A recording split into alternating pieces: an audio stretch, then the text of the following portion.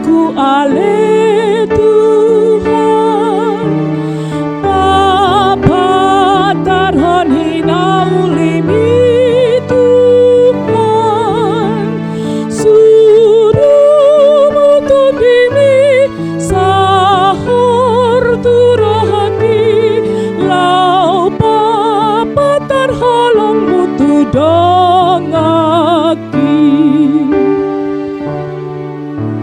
Sai patama diriku ale Tuhan, Bapa tarhon hina ulimi Tuhan, suruhmu tubimi sahur turahaki, maini ya sata dohot parangeki.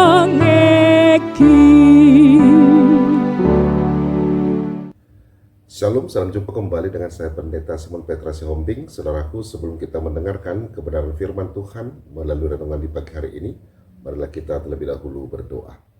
Damai sejahtera Bapa yang melampaui segala akal, itulah yang memelihara hati dan pikiranmu di dalam Kristus Yesus Tuhan kita. Amin.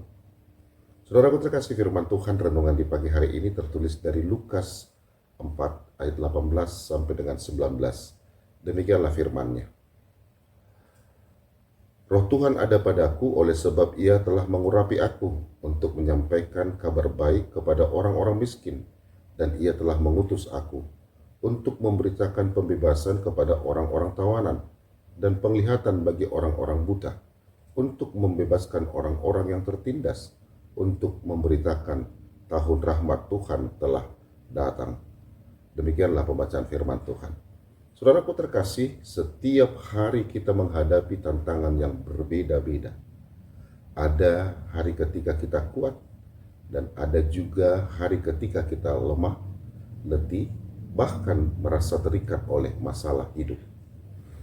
Firman Tuhan hari ini mengingatkan kita bahwa Yesus datang untuk membawa pengharapan bagi kehidupan kita manusia. Yesus berkata melalui firman-Nya, Roh Tuhan ada padaku. Artinya apa? Pelayanan Yesus bukan sekedar kata-kata saja, tetapi kuasa Allah yang bekerja. Ia datang untuk 4 hal yang penting, saudaraku. Yang pertama, membawa kabar baik kepada orang miskin. Saudaraku, bukan hanya miskin secara materi, tetapi juga miskin pengharapan. Lalu Yesus berkata, masih ada harapan. Hidupmu berharga. Lalu yang kedua, memberitakan pembebasan kepada orang tawanan. Saudaraku, banyak orang yang terlihat bebas tetapi hatinya terikat oleh dosa dan rasa takut. Lalu Yesus datang untuk memerdekakan kita dari belenggu itu. Lalu yang ketiga, memberikan penglihatan kepada orang buta. Saudaraku, ada saat kita tidak melihat jalan keluar, lalu Tuhan membuka mata rohani kita agar melihat masa depan yang Ia sediakan. Lalu yang keempat, membebaskan orang-orang yang tertindas. Saudaraku, tekanan hidup, ketidakadilan dan beban berat sering membuat kita lelah.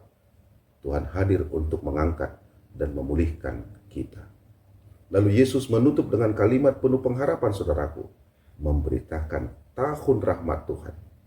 Ini berarti hari ini adalah waktu anugerah, bukan waktu keputusasaan. Untuk itu saudaraku, jika hari ini kita merasa lemah, percaya bahwa Tuhan sedang bekerja.